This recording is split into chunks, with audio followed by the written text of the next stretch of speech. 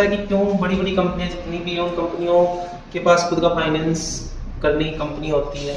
जैसे टाटा के पास में टाटा कैपिटल है, आदित्य बिरला के पास आदित्य बिरला कैपिटल है, पिरामल ग्रुप के पास में पिरामल फाइनेंस है, बजाज ग्रुप के पास बजाज फाइनेंस है, बजाज ऑटो के पास है बजाज ग्रुप हो गया।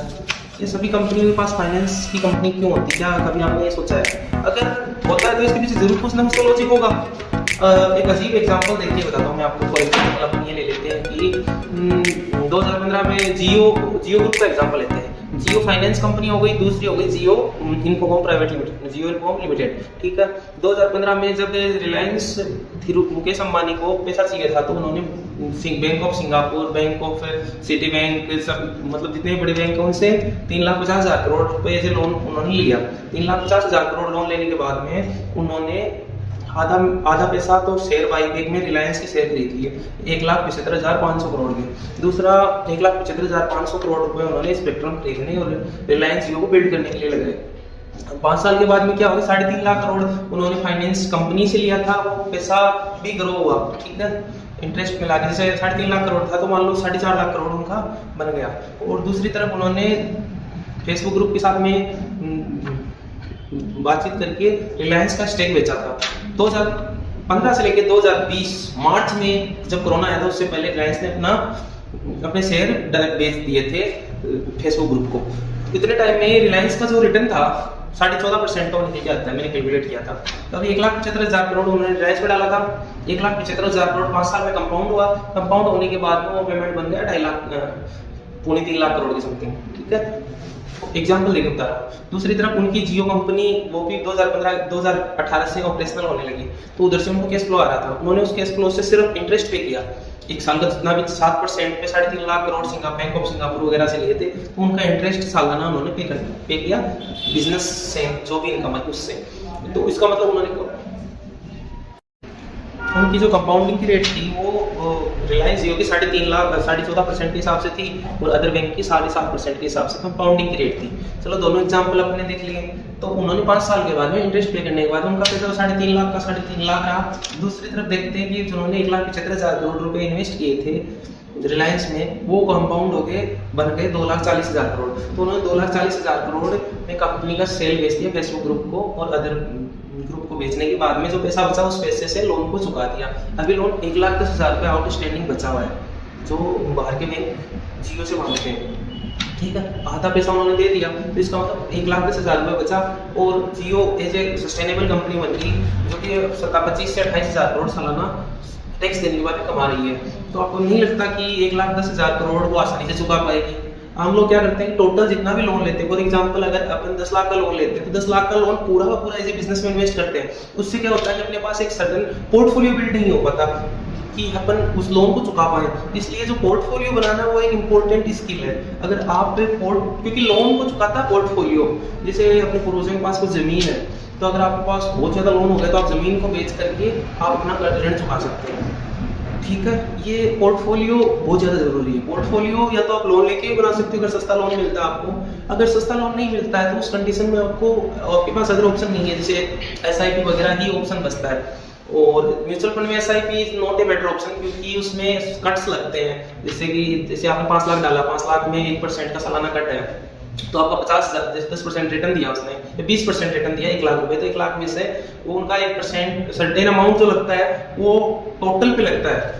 मतलब टोटल आपका पोर्टफोलियो वैल्यू कितना है उस वैल्यू के हिसाब से वो 1% सपोज करो अगर एक्सपेंस रेशियो है तो उसको 12 से डिवाइड करते हैं। 12 से डिवाइड करने के बाद जितने ट्रेडिंग डे होते हैं जैसे इस मंथ में 22 ट्रेडिंग डे तो जो बचता है उसमें 22 को डिवाइड करते हैं। 22 से डिवाइड करने के बाद जो अमाउंट बचता है वो आपके पोर्टफोलियो में से ही माइनस कर देते हो, जिससे आपको लगता है कि इसका सर्टेन रिटर्न इतना है लेकिन वो एक्चुअल रिटर्न कम होता जाता है। इसलिए SIP in mutual fund is not a good thing, SIP in index fund is a better thing. तो आपको उसमें SIP करके आप पोर्टफोलियो बना सकते हैं। हो सके तो लोन लेके पोर्टफोलियो बनाएं, बट मेक श्योर आपको ये करना है कि आप या तो इंटरेस्ट अमाउंट दीजिए, इंटरेस्ट अमाउंट पे करें, ना कि फुल अमाउंट एज EMI पे करें, क्योंकि उससे आपका पोर्टफोलियो डाउन में जाता है। तो एज ए लिमिट के हिसाब से आप लोन लेके उसको पोर्टफोलियो बना सकते हैं। पोर्टफोलियो और बिजनेस दोनों एक साथ में काम करेंगे तो आपको बेटर रिजल्ट मिलेगा। लेकिन ये भी एक रिजल्ट 1 साल में नहीं मिलेगा क्योंकि 1 साल में कंपाउंड नहीं होता। कैसे भी कर लो आप कोई भी रेट ऑफ इंटरेस्ट ले लो, सिंपल रेट ऑफ इंटरेस्ट और कंपाउंड रेट ऑफ इंटरेस्ट में सेम ही आएगा सेम अमाउंट के लिए। तो कंपाउंड जैसे 1 साल 2 5 3 साल के बाद में दिखाई देने लगता है, तो आप 3 से 10 साल या उस हिसाब से पोर्टफोलियो बनाए ताकि आपको कंपाउंडिंग का बेनिफिट भी मिल सके। और मैं आपको ज़्यादा एक चीज़ बताना चाहता हूँ कि 24% का अगर कंपाउंडिंग रेट है और अगर आप मीन को एवरेज नहीं करते हैं तो 5 साल बाद में उनका सर्टेन जो रिटर्न निकल गया था वो आया था 58%।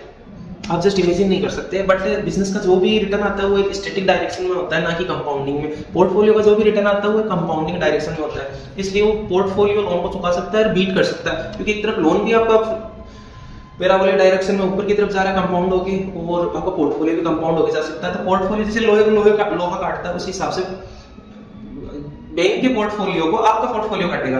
आपका business as a income generating machine है, लेकिन सर्टेन है उसका रिटर्न, इसलिए आप उसको कंपाउंडिंग नहीं बोल सकते। कंपाउंडिंग पोर्टफोलियो में होती है, इसलिए आपको जब भी बिजनेस करें पोर्टफोलियो और आपका और बिजनेस दोनों साथ लेकर करें, बेटर सिनेरियो बनता है। अभी आप उसमें वो डिसाइड कर सकते हैं कि मैंने किस प्रकार से मैं अपने फंड का एलोकेशन करूं, लाइक जैसे 25% पोर्टफोलियो में 75% इन बिजनेस, ये कर सकता हूँ, या 75% इन पोर्टफोलियो या 25% इन बिजनेस, या दोनों का इक्वल लेके चल सकता हूँ। वो आपकी चॉइस है, आपको जहाँ पे रिटर्न अच्छा लगे या फिर जो भी आपको बेटर लगे वो आप कर सकते हो। लेकिन एक चीज इंश्योर कीजिए, जबकि आपके पास बिजनेस से कुछ पैसा आता है तो उस पैसे को अगर इमरजेंसी नीड है तो घर पे इस्तेमाल किया जा सकता है। अगर इमरजेंसी नीड नहीं है तो उस कंडीशन में फर्स्ट प्रायोरिटी आपको रखनी है कि वो पैसा आपके कंपाउंडिंग की तरफ जाए, ठीक है, ना कि बैंक का इंटरेस्ट पे करने में जाए या बैंक को चुकाने में जाए। वो पैसा बैंक को नहीं चुकाना चाहिए आपको, वो पैसा आपको इंश्योर करना है कंपाउंडिंग, आप ही कंपाउंडिंग की तरफ जाए। या अगर आप चाहते हो कि नहीं चलो मेरे को ज्यादा बर्डन नहीं मैं हैंडल कर सकता, तो उस कंडीशन में आपका पैसा बैंक के पोर्टफोलियो को डिग्रेड करने के लिए, जैसे पार्शियल पेमेंट हो गया, पार्ट पेमेंट हो गया। ऑफ कोर्स बैंक अगर आप पैसा चुकाते हो तो उस पे चार्ज वगैरह जरूर ले सकते हैं, लेकिन वो चार्ज भी आपको एक कॉन्फिडेंस देता है कि चलो उन्होंने मतलब मैंने कुछ चुका दिया है, या फिर उनको वो कंपाउंडिंग को थोड़ा ब्लॉक किया है। तो वो सेकंड ऑप्शन वो है। फर्स्ट ऑप्शन आपका आप अपने लिए पैसे को कंपाउंडिंग में लगाओ, सेकंड बैंक के पैसे को कंपाउंडिंग से रोको, और थर्ड आप उस पैसे को बिजनेस में दोबारा रीइन्वेस्ट करो, या इमरजेंसी यूज हो तो वो आप पे निर्भर करेगा कि आप किस तरह से पैसे को कौन से मॉडल से हैंडल करते हो, किस हिसाब से उसको बेटर करते हो। लेकिन मैंने आपको इसमें 1 2 3 इस प्रकार से क्लासिफिकेशन बताया। फर्स्ट तो कंपाउंडिंग में पैसा जाना चाहिए बिजनेस से जो भी रिटर्न आता है, सेकंड बैंक के कंपाउंडिंग को ब्लॉक करने के लिए जाना चाहिए, और थर्ड बिजनेस में रीइन्वेस्ट कर सकते हो, और फोर्थ घर पे ले जा सकते हो या अपने शौक वगैरह भी पूरे कर दो, दैट्स फाइन। Thank you. अगर आपको ये वीडियो अच्छा लगा तो लाइक शेयर कीजिए। मैंने कुछ नोट्स भी बनाए हैं, कुछ अलग हैं, वो अगर आपको समझ में आ सके तो देख सकते हो आप कि बिजनेस में स्टैटिक रिटर्न मिलता है और पोर्टफोलियो में कंपाउंडिंग, इसलिए वो बिल्ड करते हैं।